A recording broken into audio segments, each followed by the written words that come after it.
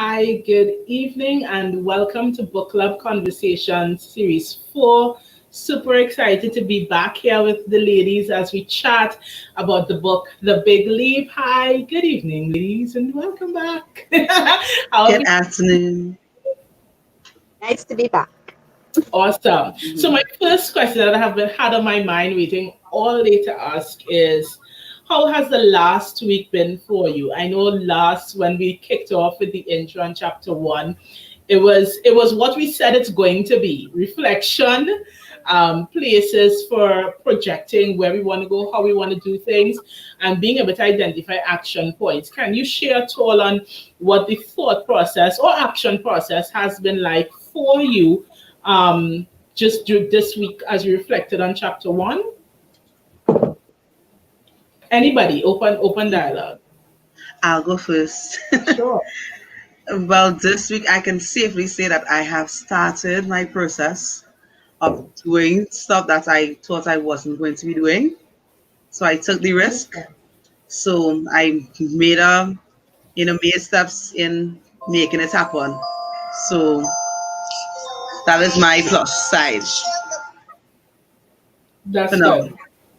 That's good. What in the conversation you feel kind of drove you to that decision making where you're actually taking action? Well, after our last conversation, there was a lot about, me self-sabotaging. And, it's like, enough is enough. Time to do it, time to act, time to make a difference. And it started, and then continue reading the book. They keep on persuading that trend to keep Yeah, it going. So, yeah. yeah, I love that. Mommy Ingrid, what about you? Well, I made that big leap. Well, not big, medium-sized leap during the program last week when I decided, like Chanel, to stop self-sabotaging and start self-loving. I love that. Yeah, stop saying that you're Yeah, wrong. Stop saying what that. happened? I started to pull because I was like, oh my God, I'm supposed to have a book to write in because we be bringing the gems, but it's okay. I put it together real quick. Start Yeah, self-loving. That is point number one. Go ahead, Mommy Ingrid. yes, because I find too often what I do is I criticize myself. I don't even leave it up to anybody to criticize me. I start criticizing myself, shutting myself down, and I say no, no, no, no. So as from from Thursday night when we log off, self-loving. And it's been working so far, so good. I love that. For me, one of the things coming out of the the conversation, I think for me has been really getting into a place of gratitude. And I say a place of gratitude because as I reflected on the things we were talking about and even the things that I was sharing, I realized that for me, I think I had three pivotal moments in life thus far. And pivotal moments in the sense that childhood was a huge foundation for me in terms of the foundation that my parents laid. And this for me is important because, sometimes you could go and do a training, a workshop, a degree, and you could learn. And that's all well and good because you could quote the philosophers and the researchers and what they say. But then when you could read a book and you could really sit and look at your life and see how things work from an experiential point of view, for me, it makes a huge difference. And when I think about, the stories that we told, the lessons that we've been learning, how things have been flowing, and I think about the example that my parents made and the things that I learned that I didn't know I was learning, and that's a big deal. Did not know I was learning. And then I thought back to my teenage days, and again, I didn't know I was learning this, but a lot of the philosophies I have now is based on my spiritual experiences, as the best way I could put it. The spiritual experiences I had when I was a teen, going and just learning those principles and tenets of faith, and then combining it with what my parents demonstrated in everyday life. when I was a child, that has made a huge difference. And then in my adult phase, really learning how to embody all the experiences, I realized that I have great reason to be grateful. Because, like you were saying, Mommy Ingrid, that you were talking about the importance of saying, hey, I need to love self, I need to get into this positive mindset. And it's so easy for us to take things for granted when we're not thinking about it, because it's just what everyday life is like. It's just what we do, how we do. We take it for granted. But just reading the book, like when I saw in chapter 1 that I was operating in, based on the description, I was really operating in a zone of excellence. I was shocked because in my mind, I know I have a thing about excellence, but I didn't realize I reached and was in it. I thought I was still striving because I'm always talking about it. Because anybody who knows me know I'm all about excellence. Everything is engaging excellence after excellence. It's just a thing. It's been a thing for a long time. But to really read that and see myself in a broader context was mind blowing for me, because it gave me almost like a direction without having the map as yet, as to, oh, this is where you have to head. This is kind of the road you need to chart. If it is the self development that you're looking for, you're really going to be able to pursue it. When you consider, Mommy Ingrid, the your reflections on chapter 1 and looking at yourself and looking all these zones of the incompetence, zone of competence, I think zone of excellence, zone of genius. And you started looking at it, and of course, Chanel, to ask you to say, we started looking at it through that broad lens. And now in reflection, what are your thoughts on that? Is it what do you think about it? All right. Well, for me, I tell you, this book really getting into me. Remember last week, everybody said they were in competence, right? Hmm. And I thought to myself, wait, Guy Hendricks needs to draw another line between incompetence and competence. And Yes. then, I went back and I reflected on everything that was said, every word that was uttered. And then I got into chapter 2. And then I told myself, you know what? I am going to jump. I was never in incompetence, just like you, operating in excellence, probably on the way to genius, but pulling myself back. And it's only when I got to, well, not only, but when I got into chapter 2, I realized, hey, there it is. There it is. He is sharing something with the readers that is Ingrid Hawkins. Did he speak to me in my sleep? It was like that for me. And you know, we we look at we spoke last week about the actual recognizing your limit, your problem, where Yeah. what it is. And I sat through the program and the discussion was so lively. I even thought about it after I went back and I read introduction in chapter 1, and I still was having problems really and truly recognizing exactly what my problem is. Because Chanel, you would say something and I'd go, oh my God, that's it. Elena would say something, that's it. But really and truly is only when I got into chapter 2, I realized what I have been doing to myself all along. And I know we haven't started chapter 2 yet, so I'll just hold That's back. okay, but that's a great segue to jump right into chapter 2. So, Mommy Ingrid, since I think you kicked it off and all of that, uh, share with us what were the things that would have stood out to you from chapter 2? All right, like one of these things is that, the very first question, which is on page 44, where it's not really a question, but it's a continual sentence which says, I cannot expand to my full potential because. And what I found myself writing without thinking, and that was me, I'm an overthinker. What is going to sound appropriate? And I decided, learn from chapter 1 and learn from what you said. Just say yes, just do it. So I started writing because I am destined to feel at whatever I do. I can never be good enough and pleasing enough. I allow myself to fall into the trap of someone else's security that are projected onto me. And when I started writing this, it started sounding so negative. But then at the end, I realized that sometimes someone have their own insecurities about maybe my achievements or the person that I am, be it that I'm a positive person, a vibrant person, a person who's always willing to dive into help. And Chanel, you said something last week. Whenever you want to do something, somebody might make you feel you push, yeah, but they say it in such a way.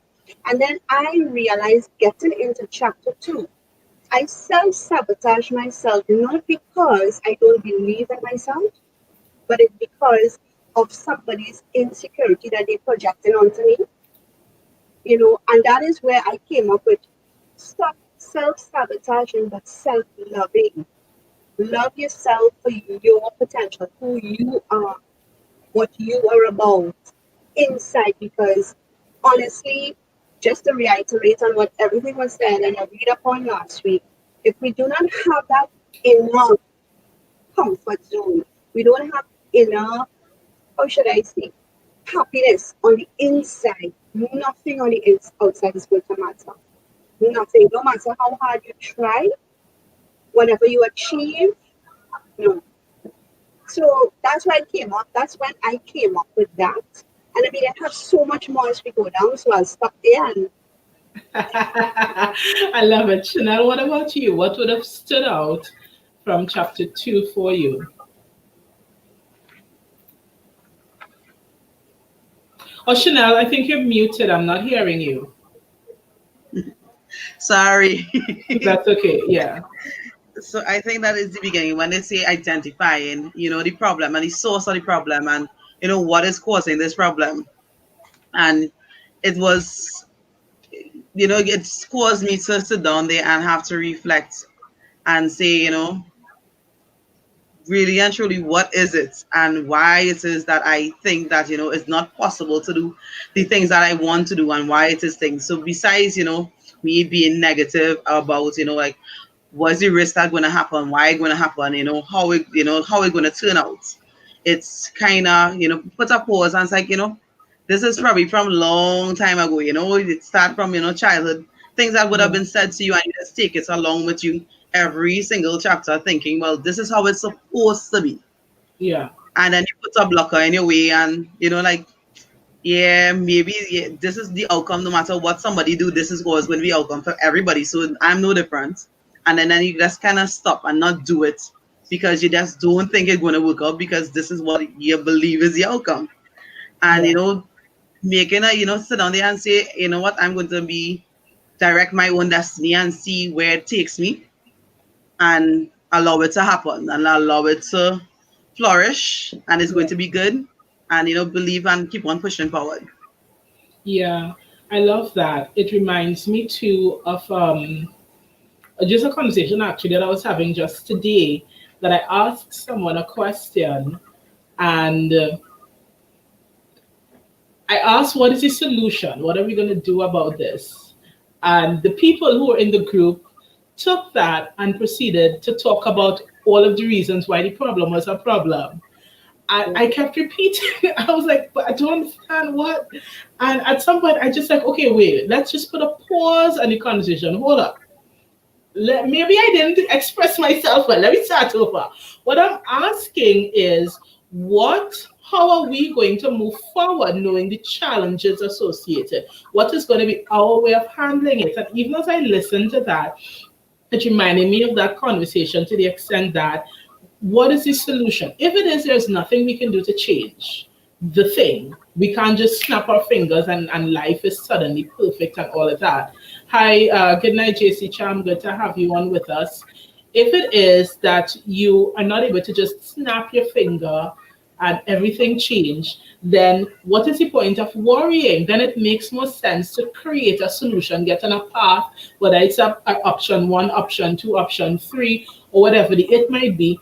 We need to develop solutions. And even as I listened to you there, Chanel, it reminded me of the importance of recognizing the mindsets that we have.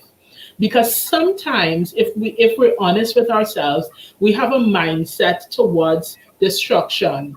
mindsets towards self-sabotage, mindsets towards disappointment, mindsets towards chaos, mindset towards negativity. And it doesn't, and a lot of time if we think about it, the way the situation turned out, it probably didn't have to turn out like that, you know. But because of our mindset, then we approach and we handle things a certain way, and thus we get a particular result.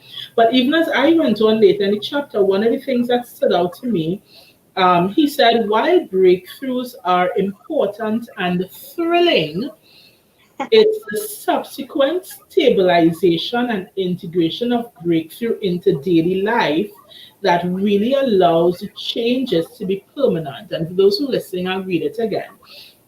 It says, while breakthroughs are important and thrilling, it is the subsequent stabilization and integration of breakthrough into daily life that really allows the changes to be permanent. And this really resonated with me because even as I looked at this piece of writing, it reminded me of the importance of how we should be approaching situations. Because I think what happens with so many people is that we're so busy running down the thrill of the initial breakthrough, the initial, oh, it's starting to work, the initial, it's not as bad as it used to be, or I see a little bit of change, that we forget that it's important that every single day we have to maintain routines or whatever you might call it in your world. We have to maintain routines in order to continue to get the result that we want, you know. And so it applies to every sphere of life, whether we're talking about business, career, our marriage, our relationship, or working with our kids or whatever. The routine can make or break. So I'll give you a simple example. Let that schooling is a natural thing for me to make reference to, right? For a lot of parents, they're struggling with online schooling, not because online schooling is hard, not because they don't have the internet, and not because they don't have a device. They struggle with online schooling because for many parents, they don't have a routine that says, in a digital learning space, these are the things that I have to do. These are the check-ins that I have to make, and I'm willing to do it. We have two mummies with children in schools. Talk to me. Oh, yes. Tell me what my theory here. Head. So true. It's about the routine. Because we pack the lunch bag, we make sure you have everything in your school bag, and we send you off to get you to you know, you all have the routine, not us, right? At least for that full day. So, and that is difficult to really manage, and it doesn't matter whether you're working or you're home, mommy, because when I'm working, yes, but for a very long time due to COVID, I work from home. And, you know, I'll be honest with you, is, you know, you should get up, mommy. I don't have a live class until I know you're tired. Okay, take a 5 minutes now. Yeah. And then what you The beginning of the end. assignments get, you're hustling. You know, it's not like you're being late, but you're hustling. And he's crying, and I frustrating myself. And, you know, you have a deadline to meet, and things are piling up. But Yeah. here's the interesting thing too, that for a lot of us, it's an unwillingness to adapt if we Yes. were to tell ourselves the truth. And I mean, we're using, you know, parenting here as just a very practical example that could be applied to so many other spaces. But think about it. How many parents, we're almost a year into digital learning. We are at almost at the end of January. School closed since last year, March 16th.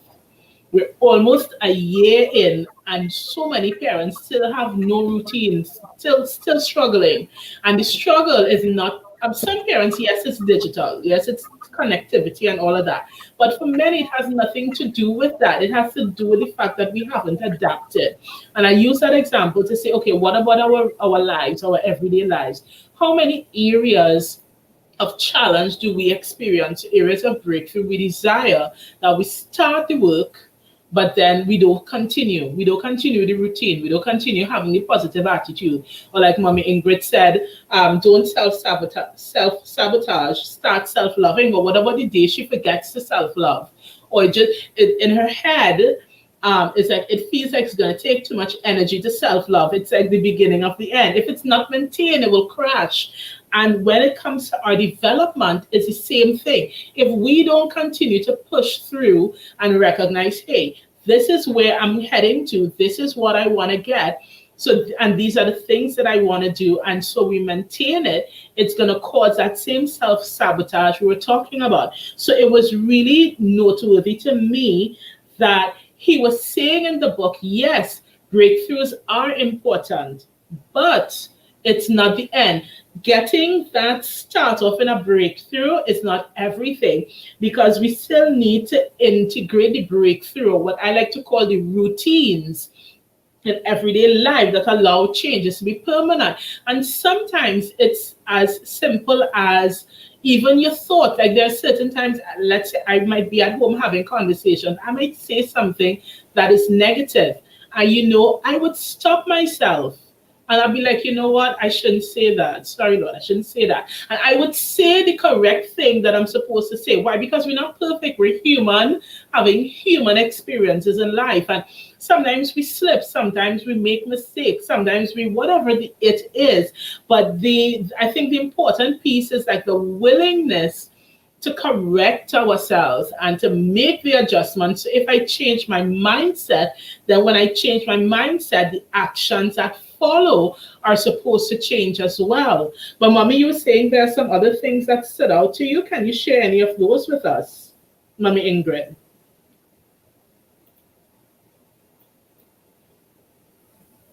Mommy, you're on mute. One of the things, the very first point I had actually was what you highlighted, all right, what you just spoke about. But Yeah. another thing that really took me into my comfort zone, not necessarily being a good place to be, and realize it after, I wouldn't call my age, but so many years after, is on page 49 when he spoke about one of his clients by the name of Carl, who had an experience with the breaking of a family, and Carl being the child, right, that got the kind of, he was criticized a lot, and, a lot of negativity came from that. And that took me back to my own life. It's a very personal sharing where that happened even with my mom, because I have two brothers after me, and, you know, but the relationship she had with my father failed. So then I read this, and this is when I said, wow, he spoke to me in my sleep, because for the first time, I really understood what was happening to me, right? Which is all of the time, because of a failed relationship, I became that tone. I became a tone. And I was never seen, and I never felt like I was seen for the true rose that I am, because a rose is a beautiful thing, the petals, the smell. And I was just a rose. And I wrote it down here. So I'm just going to read it. I wrote my own little thing here. Being the Yeah. product of a failed relationship was a reminder, or is a reminder of the bad thing in their life, in that person's life, right? And I became that tone without that other person recognizing that I am a rose and I am beautiful. And and then I went on to say, so what happens to me now is that I begin to function as not being good enough, right? And you're not good enough. Although you're excellent at your job, you're not good enough. In your relationship, you always think that there's somebody else better out there that could do better than you, that looks better than you, Yeah. right? And you just start waiting for everything to be taken away from you. Yes, again, towards self-sabotage.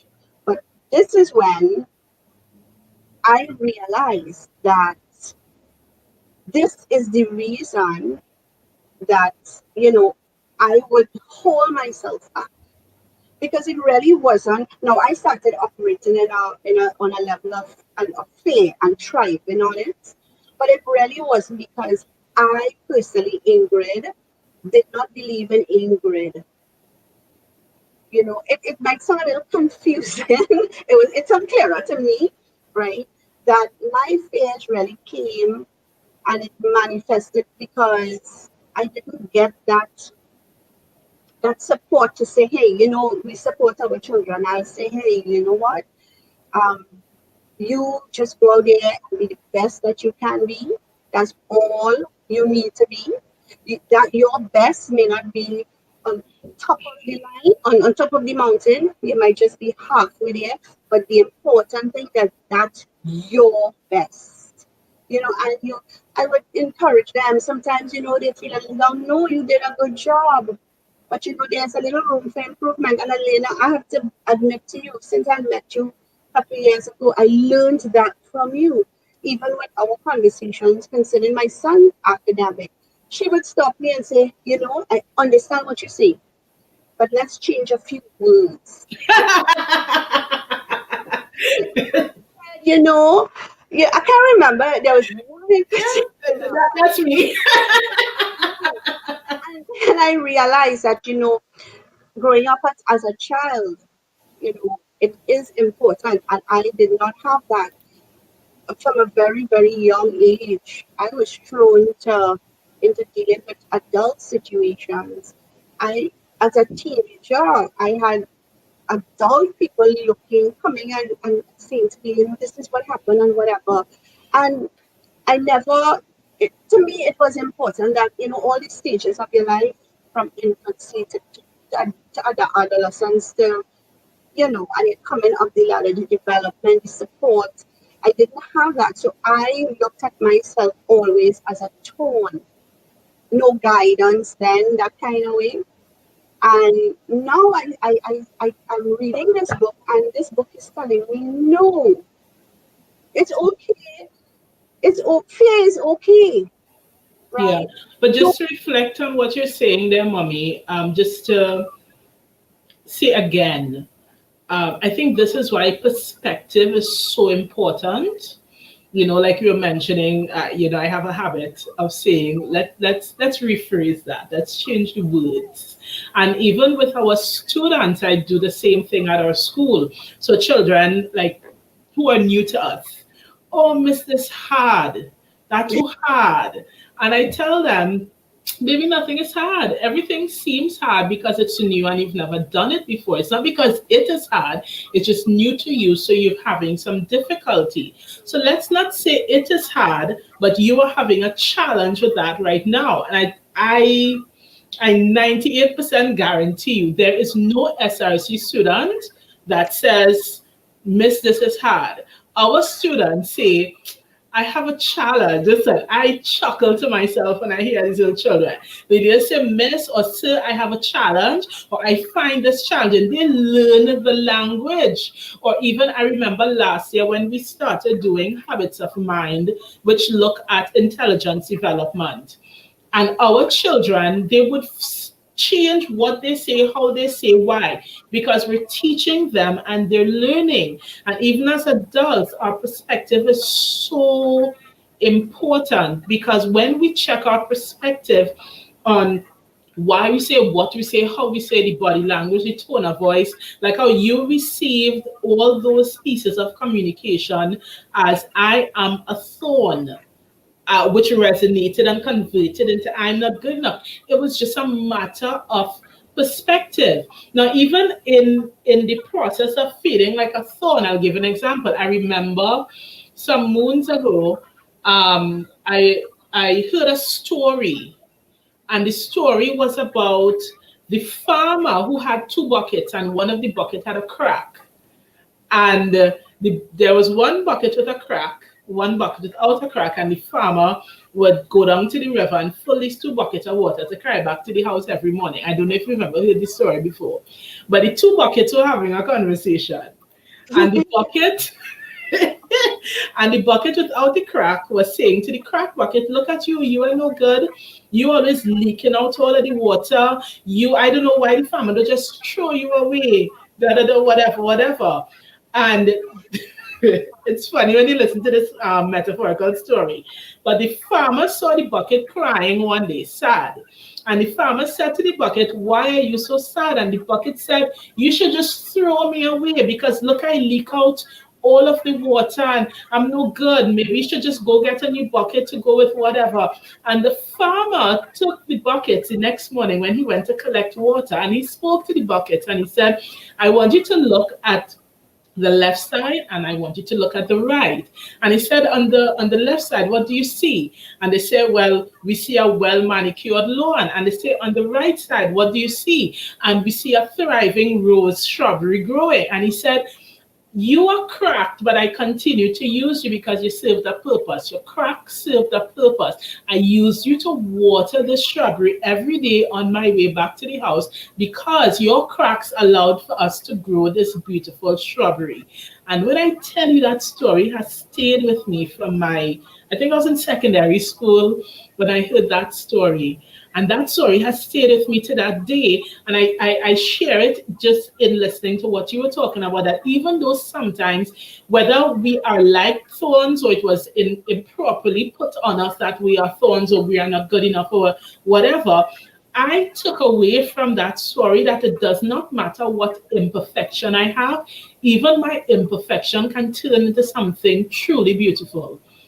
And because of that, I decided that I am wonderful.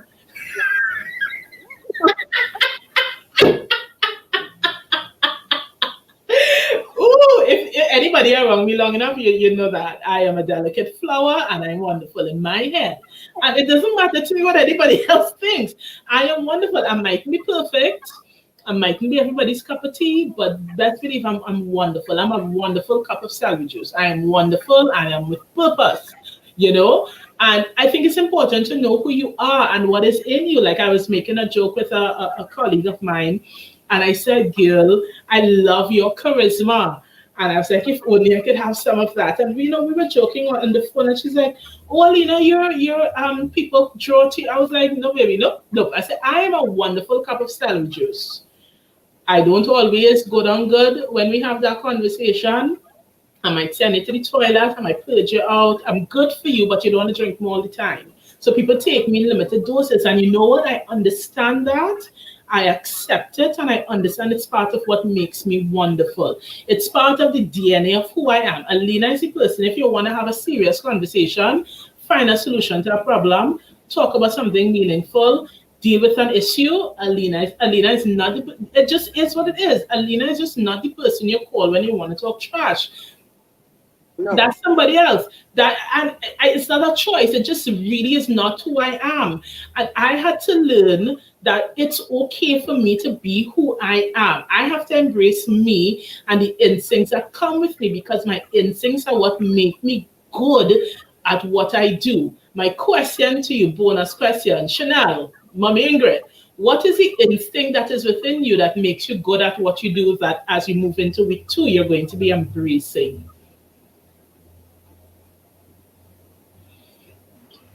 For me, it would be confidence. Just walking in my confidence and being me. Enjoying being me, enjoying being in my skin, enjoying it. And that is instinctive to you that you're going to be making a conscious effort to embrace. Yeah. I love that.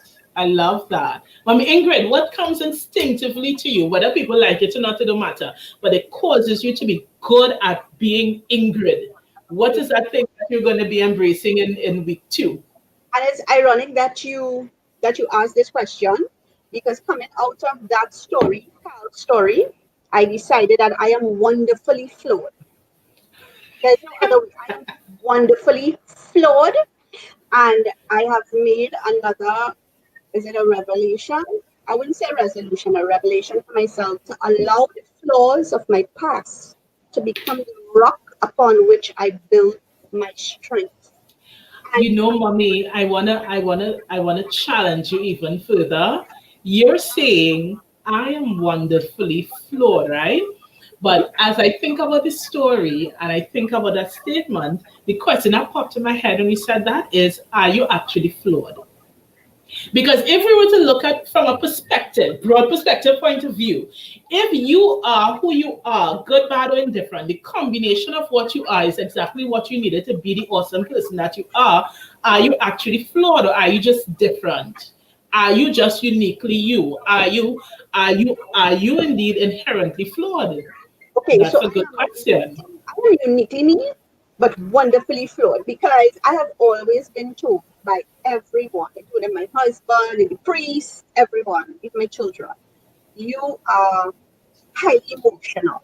But because I'm a very emotional person, I'm highly flawed when it comes to emotion. I possess this level of empathy that I can say first time, because of you ladies on this book, say I am proud of. I'm no longer ashamed of, because that empathy and those emotions that flow out of me, they allow me to do what I do best, which is So is flawed? son. So it's maybe I'm changing, maybe I'm a little bit trying to alter Webster's dictionary here. I feel Because I'm talking to you, and I literally went online and looked up the meaning. and, and so to be flawed is to be characterized by a fundamental weakness. Are you at your core flawed or weak in that area? Or is it that that is your makeup and so you use it to your advantage? You may not have a response in this moment, but I think in each of our lives, I'm sure we can all think about it and be like, and really ask ourselves that question about many things going in our lives.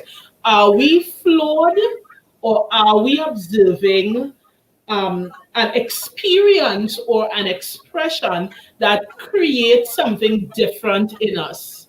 Because and I don't have the answer for anybody but me. I think we all, because maybe we could be, a person could be flawed if they're going through great challenges, they're not doing anything to make it better, and they're being depressed and oppressed, and they're experiencing dysfunction, and there's no improvement, then maybe there are some flaws there. But I think it's a question for each person to ask: are we really flawed? Or is the thing that we're looking at a characteristic that empowers us to be our unique sense of self? Interesting thought process. I'm putting that down on my list and things to talk about. that is. So, Chanel, even as look at chapter 2, what else would have stood out to you? Not being afraid to shine. Because he said, there's one of the problems, being, outshining, those people that, you think that you're in a zone where you're going to be doing better than others. So, you do references to siblings and so forth. But sometimes I don't even, to me, it's not even about the siblings or that kind of thing. It's just, wondering like, what is somebody's perspective? But that's question, that word about being flawed kind of draws reference to me just now. And it's, tickled my brain a little bit. Yeah. And my perspective on it, I should say, is that I don't believe that we are flawed. It's the different things that makes us uniquely, that makes us stand out. But because of the voices that is surround us, and we hear what Yeah. somebody else Yeah. think about it, Yeah. we will like question ourselves. And Yeah. it's not, we don't need to question ourselves, Yeah. because that's what makes us stand out. That's what makes us us. Yeah. And it's Yeah. okay to be you, and it's okay to be emotional, because then if Ingrid Hakim, what would you be without that emotion? That emotion That is your intense drive. emotion. Yeah. Yes, that emotion is your drive. That emotion is you, that makes you feel something that somebody else can't. So why Yeah. question it? That's not a flaw. That's a Yeah. gift, because somebody Oh, else, and wow. God gave that gift to you. So then you should use it and enhance it and make it your own, and care for it and nurture it and look everybody else. Either you love it or you don't, but that is me. That is me. Very true. I Very love, I'm busy writing, so I'm quiet. Mommy Ingrid, let me put you to share with us while I'm taking notes from all this wonderfulness that Chanel is sharing with us here. Wow, this is awesome. Yes, yes, Mommy, you're sharing with us what else sort of stood out to you from chapter 2. Similarly to Chanel, I went down further and they were talking about, he's sharing with his about his clients, right? And I think that was where they were talking about Kenny logins and stuff. And I was reading one unconscious solution gives the children device. It's turn down the volume on their genius so the others don't feel threatened by it. I don't know if Chanel, that's what you were talking about. And then he says the other solution is to continue to shine brightly but to turn down the volume on your enjoyment of it. And for me, sometimes what I tend to do is a little bit of both, depending on the situation, you know, and I realize that I have that potential to become the best version of me and to work in my genius zone all the time. But for some reason, when that starts to happen, I cocoon myself, which is literally what he said. I cocoon myself, just not wanting to outshine somebody else.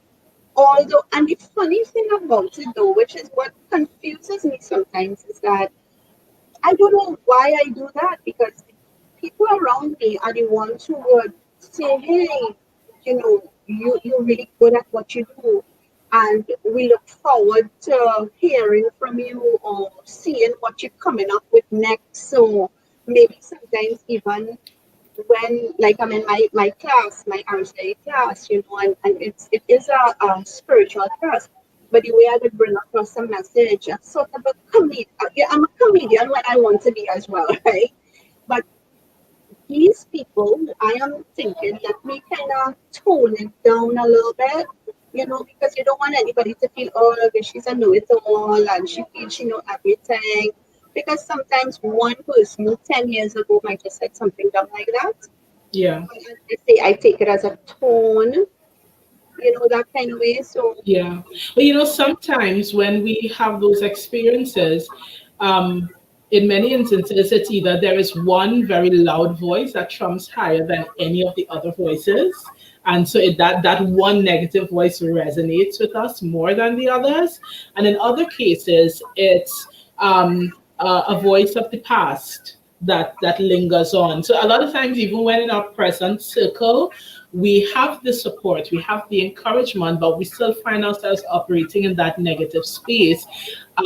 Usually, one out of the two, and it could be different for different people, but it's usually one out of the two. It's either there is a past experience that is resurfacing that's causing that negative mindset, or there is a present voice, whether it's a person or whatever in your life, that experience or that voice is so much louder in your head than all of the other positive voices that it drowns it out.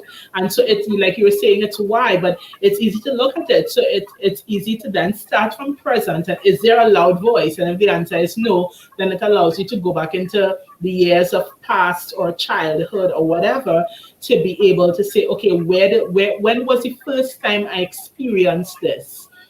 When it's the first time I noticed I did this thing or I operated like that or I had a particular experience or emotion. And a lot of times taking that path allows us to sort of track so we could identify what the thing was. I'll give you an example. For instance, I did not grow up hearing the words, that was great, you did a good job. That was just not the language around me. It was communicated, but not using the language, not using that type of language, and not using language that do that like positive reinforcement frequently. So that I could call it a flow, but I don't because it empowers me. So what it does, it's a reason why if I do something, I always stop and I say, how is this for you? And the reason was is because what it did, it created an awareness in me that when we don't take time to verbally affirm the people around us, it creates a space or a void. And negative things can come in, can creep in if we don't do that. So it doesn't matter whether I'm dealing with kids, I'm doing business consulting, I'm doing a conference, I'm doing whatever, it doesn't matter. I find a way to ask people, how was this for you? And when people do things, I always find a way to say, I really appreciate you. I love you so much. I love what you're doing. I really appreciate you having you around. I verbalize it and not assume that because that person has been around me, they're supposed to know. Because if I don't tell you, how will you be sure? So that deficit that I had now works in terms of empowering me how I connect with and I communicate with others. But even as I listened like to the story, it was me being able to identify when did I first feel this particular kind of way, then why did I feel that way? How did I feel? What did I think? What did I do? What isn't working? And then start to correct it.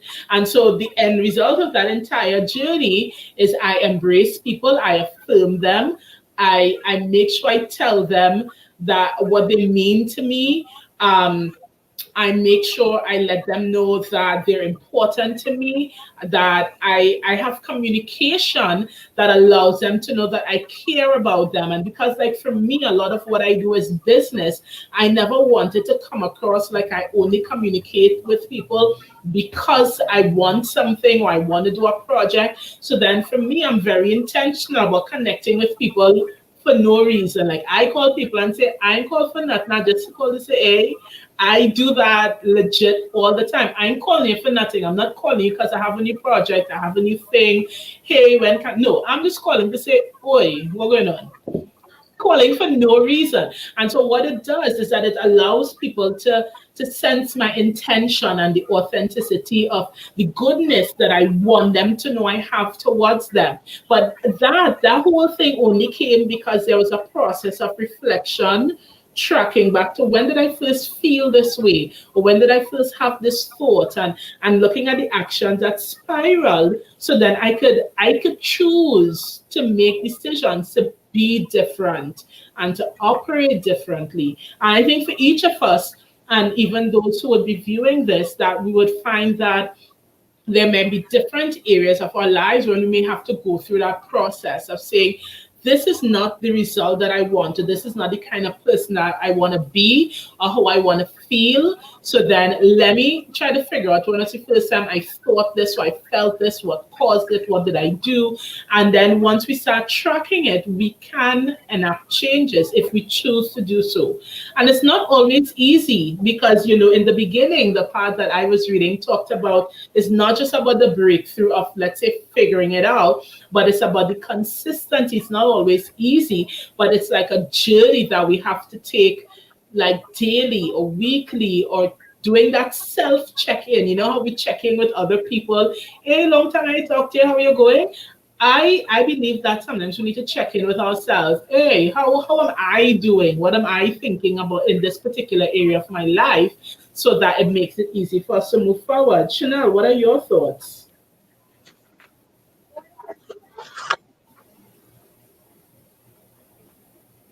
I could not agree more.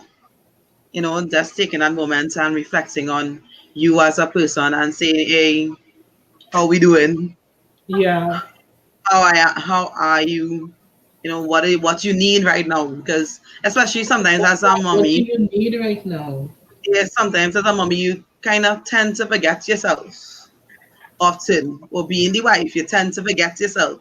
Sometimes even being an employee or whatever cases, you don't check in to say, hey, and whatever hurry, because you're so accustomed, being there for everybody else in that moment that once everybody good, because I always told myself that, seeing everybody around me happy makes me happy.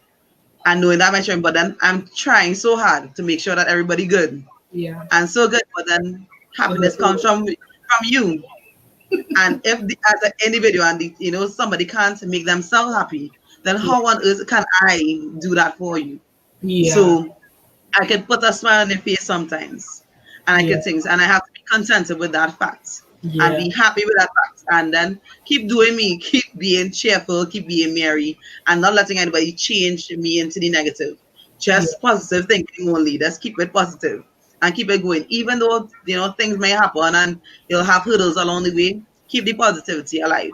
That means okay, one step closer to come, because in the book they draw a reference stating that when you start to be successful and things start to happen, that is when the forces will just come out, and you'll be like, whew. And I can see similar times, when I made transitions in my life. Sometimes, I fall flat right back where I started from, because I just could not take the pressure at that time. And then there are times I overcome it. And Yeah. those times I can say, yeah, I made a difference. And I felt happy about keep on pushing and keep on going and keep on doing me as a person. And so the book caused me to reflect on that kind of thinking. You Yeah. know, like when we talk about social media, I remembered, you know, working and it was marketing job and everything. Every time I see a like on Facebook, it's like I run to the office to tell my boss, hey, we got a like. And guess rare people like this boy. Yes, we're gonna have this amount of attendance and this person is gonna come out. And then the day comes to the event and I want to sit down there and cry, mad at myself, like mad, like, how you mean? Where the people? Why? Listen, and that used to like get to me. I was like, okay, likes does not mean attendance. Get it right and keep Yep. on pushing forward and keep on going. And every time it caused me to improve. You know, the reality of such situation causes you to improve. So Yes. I But rather, you know, see. two things I would say there, Chanel. Two things it translates even in life. Likes, just like likes in your job didn't equate attendance or bookings, likes in life doesn't equate happiness and peace and joy. And that is something worth paying attention to because sometimes you think if enough people like us, we're going to be happy and peaceful and life is going to be wonderful. It's the same thing in life. But the second thing, as you were telling that story, I remembered I did a session with a leadership coach some maybe about 5, 6 years ago. And I was talking to him about how hard I was working and all the things I was doing and not sleeping a lot. And because in my head I'm thinking I'm doing the thing.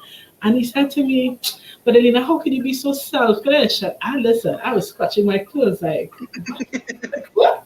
How could you say like what? And I started to stammer. And he's like, "No, you're being selfish." I was like, sorry, please tell me how. I don't understand. And he said, no, if it is, what he said to me, and I've had to revisit it many times over the years, you cannot give to people what you don't have. And he said, Alina, if you keep working yourself to the bone and you're not resting, you're not taking vitamins, you're not eating properly, you're not doing what you have to do to take care of your physical, emotional, spiritual, mental health, you cannot give your best to your clients. And if you're not giving your best to your clients, you're selfish. Listen, he was right. It blew me away. I didn't even need to take the pinch of salt. I just take it. And I had to recognize, just like you were saying, Chanel, that sometimes we get so busy trying to do everything else and take care of everybody and to be all things to all people that we forget that we need to have that internal alignment where we're okay too and have those check-ins so that we could move forward and be healthy and be whole and have the fullness of all the goodness that life has to offer. Because it's not all bad. There's a lot good. I think it's really about how we position ourselves to embrace it. But even as we wind down on this chat, Mommy Ingrid, what else is there that would have stood out to you? Well, really and truly, that last conversation we had there was kind of my point. But while you all were talking about resting and you know giving yourself time, it goes back to myself, my commitment for self-loving. And I know when the author speaks about wealth, it's financial wealth. But while I was going through chapter, 2, and I'm seeing wealth keep popping up, and all I'm thinking, my wealth is my joy and my happiness and my contentment. And for a very long time, I really did not enjoy that. And it goes back to a couple of years when I had Jishon. I had a C-section with him, but I also had Jordan and I had Jada. I was working and now getting involved, in finding myself spiritually. And you know how it goes, mommy, when you're working, mommy. So I am running with the kids and it's lessons and it's football on a Saturday and it's doing everything. And then Jishon comes, we had the C-section, back out to work, and I am the administrator of the company. My boss, don't even know he's a Korean. So I had to do everything, including if something happens, he doesn't come to work at a certain time, I have to call to make sure he's okay. Because if he's not okay, then I have to get in contact with the embassy. So pressure is on. But you know what? I'm there and I'm handling it. I'm handling it. And then one day I'm driving to drop Trisha off. He was what, 3 months, yeah, freshly back out to work. and to drop them off to the daycare. And next thing I know, man is knocking my window, bam, bam, bam. It's because I pass out. I had just come off, thankfully, off the highway, and I passed out like knuckle, right? And when I went into the nursing home and I was there, they're running all the tests, the ultrasounds to make sure there's nothing, physically wrong. And there's nothing wrong.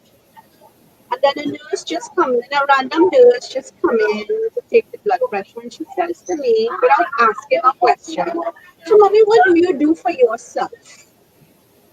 Yeah. And I'm like, yeah. And she says, "What do you and your husband do together? Not children. I'm not talking about taking care of the children or anything like that, right?" And I'm like, "So do you have a date night?" Because there was no room and there's no time for that. And then when by the time you lock off now, you're tired, right? And the weekends and then the kids getting older, their social life, oh my God, they have a social life and you don't. So you're driving to the birthday parties and stuff. And then I found myself what is happening now. Not shortly after, my boss goes to his routine meeting, annual meeting in Korea in November. And he comes back, no more, we've been there 11 years. And after 11 years, he comes and he says, "Ingrid, you come up alone. I need to speak to you alone." So I said, "Okay, it's a routine thing." And he says, "Okay, so the chairman decides to close any company, you have 2 weeks to close it off and don't tell anybody." And I'm stumped. And I'm there, stumped. So now I can't, and I was telling my husband that just this morning. So now I can't even react, "Oh God, I'm going to be out of a job, I'm losing my job, my independence, that kind of thing." No, I have to figure out now, okay, I have to go to back office, I have to go to registry, I have to deregister. This is an external company, this is different. And then I just went again. And then one day now, I dropped the kids off to work, my husband is off to work, and I am home. And I found myself alone. And when I say I mean, not just alone, I found myself lonely. I found myself tired. I Yeah. felt myself frustrated.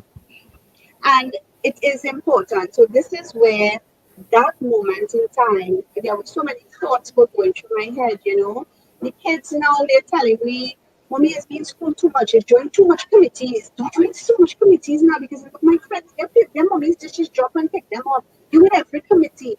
So now they're independent, they're becoming independent, they don't need me anymore. And this is when I realize I'm listening to you all and I'm looking down here and I am seeing, I'm like my book is on that page. And I'm seeing wealth in three places. And then I remember that back then I told myself, I said, "You know what? My wealth, the richness that I own should be my happiness, my contentment, my inner peace." And as you said, Chanel, is you cannot make someone happy. They have to find that themselves, just the same way someone cannot make you happy. And as you said, Aline, you cannot give someone what you really do not have. Yeah. And it's important with everything that we go about that we make ourselves comfortable, we make ourselves happy too. We should be enjoying everything that we do, even if it's the housework. You enjoy it. Do it in a Yeah. happy comfort zone. Yeah, I definitely do agree. So, ladies, it's been yet another evening of discussions. My final question as we wind down is, what are the action points? What is the thing that you're focused on working on in the week to come? I can tell you from me, one of the things that stand out from our conversation here tonight is that whole piece of discussion about being flawed. And in my on my list, I wrote what elements of your flaws are actually your gifts. And that is my question to myself for the week to come. Not that I necessarily looked at myself as flawed, but I use it as a challenge to kind of go deeper into myself in that way, where I look at the uniqueness that is Alina, the things that are just me, that are maybe not necessarily the way other people handle it, but it creates efficiency, effectiveness, it produces result, or it brings me joy or peace or whatever it might be. What are those things? For me, I'm thinking I want to actually make a list so that I can have a sense of awareness and I'll figure out what I want to do with it later. Because if it is, we could recognize our gifts or the characteristics that make up our gifts or the core of who we are, we could then be intentional about developing it at a deeper level, as opposed to just assuming it's part of who I am. I'm never one to just assume anything. I love the whole notion of being very intentional. So for me, my actionable thing for the week to come is really focus on the unique elements of who I am, especially those elements that produce results, and take a look at it and ask myself, can these be developed further? Can I be more intentional about these? And if yes, how? And especially to bring it in alignment with just my overall vision, for not just for life, but even for the things that I project for 2021. So I could use and determine how do I be intentional about developing these so it can work towards causing me to just live out the things that I want to experience during the course of this year. But what's your actionable thing, Mommy Ingrid? Well, in closing, there are two things actually. What I've learned tonight, and wonderfully flawed. Flaw is in the concept that it's not a weakness, it's not a negativity, but it really is, as you said, unique, my unique quality, right? And as Chanel said, it's my gift from God. And I look at it like that. So I'm going to take my wonderfully flawed self, right? And my new mantra for my new mantra, starting as we click off, would be to take control of my mind from taking me where I do not want to be, but instead where I need it to be. And this is a little bit of plagiarism actually from my priest. This week one of the morning masses I went to, and we were talking, and he said that too many times we allow our minds to take us all over the place except where we're supposed to be or where we need to be. So what we have to build on is taking control of the thoughts of your mind and just steering it in where you need to be the best version of you. Well, of me, that is. So that's me moving forward until I reach chapter 3. Yeah. Chanel, what about you? What was your actionable thing for the week to come? Well, for me, since it is that I have started to make some breakthroughs, is to remember that it's not just not there. Continue the work. It's a work in progress to keep on pushing forward and to keep on enhancing all those things, enhancing me, understanding me, loving me, doing all those self cares and all those things to keep this positivity going. Yeah, I love that. So, ladies, as always, thank you for joining. And for those who are viewing on, thanks for joining in as well. This has been Book Club Conversation Series 4 as we read the book The Big Leap by Gay Hendricks with a focus on Chapter 2. Until next week, same time, same channel. See you. Have a good one.